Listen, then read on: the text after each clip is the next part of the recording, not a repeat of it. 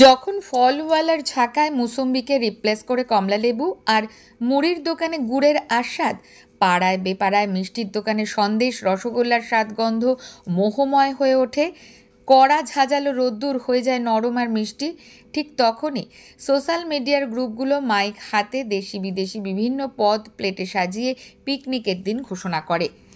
আমাদের প্রাগ ঐতিহাসিক ছেলেবেলায় যখন সোশ্যাল মিডিয়া ছিল না, তখন ভোট এসেছে তা বোঝা যেত আশেপাশের বাড়ির দেওয়ালে চুনকাম দেখে, আর বনভোজনের সময় এসে গেছে তা বোঝা যেত আশেপাশের বাড়ির উঠোনের বুড়ি নিম গাছ, কমলালেবু এবং পাটালি গুড় দেখে।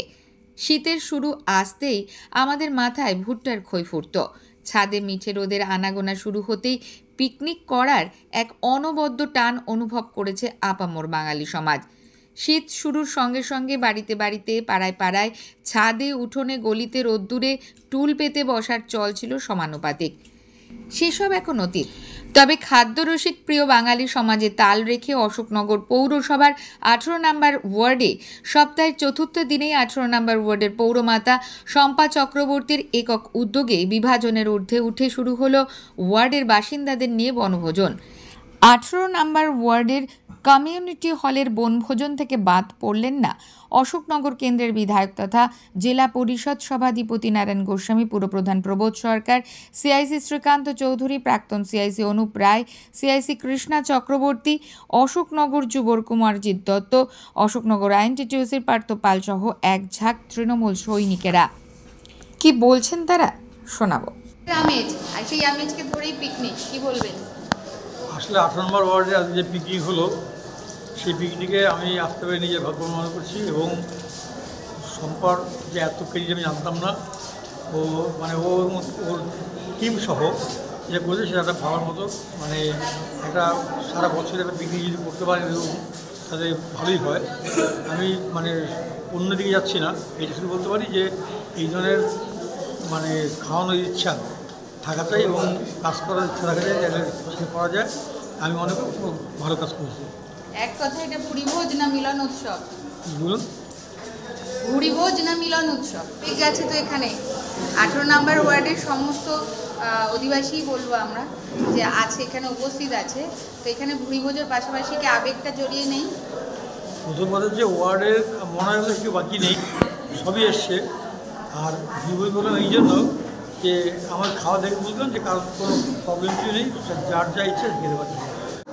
আজকে 18 নম্বর ওয়ার্ডের আপনি নিশ্চয়ই দেখেছেন যে পিকনিকের আয়োজন করেছে তৃণমূল কংগ্রেসের পক্ষ থেকে।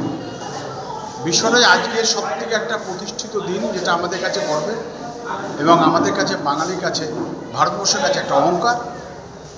যার 128তম জন্মতিথিতে নেতাজি সুভাষচন্দ্র বসু আমরা সেটার সুন্দর অনুষ্ঠান আয়োজন করেছি, সঙ্গে সঙ্গে একটা মেলবন্ধন তৈরি করেছি, মিলনোৎসব।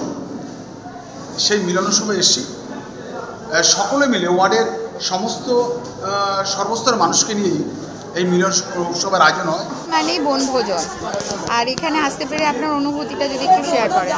আমার খুবই ভালো লাগছে যে আমার নিজের ওয়ার্ড 18 নম্বর ওয়ার্ড অশোকনগর কল্যাণগড় পৌরসভা এবং আমাদের ওয়ার্ডের কাউন্সিলর মাননীয়া শম্পা চক্রবর্তীর তত্ত্বাবধানে আজকে যে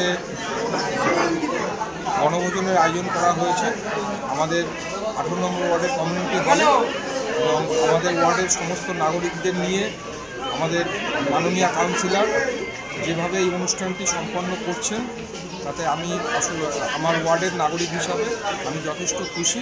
এবং এই ধরনের অনুষ্ঠান যাতে আগামী দিনে এভাবেই চলতে পারে, আমি তার জন্য সম্পূর্ণভাবে আমার ওয়ার্ডের কাউন্সিলরের সাথে সম্পূর্ণভাবে সহযোগিতা। ভুরিভোজে সামিল 18 নম্বর ওয়ার্ডের অধিবাসীরা কি বলছেন, শুনবো। মানেই খাওয়া দাওয়া, এই শীতের আমেজকে সঙ্গে করে এই যে পিকনিকের আয়োজন, কিরকম অনুভূতি শেয়ার করুন? ভালো লাগছে, খাবার দাবারও দারুণ হচ্ছে। কি কি আছে? কি কি আছে? ফ্রাইড রাইস, ফুলকপি রোস্ট, মাংস। এখন অবধি মাংস চলছে। এখন অব্দি মাংস, তার মানে আরও কিছু পাওয়ার কিছু পাওনা আছে। হ্যাঁ, বলুন সেটা কি আছে?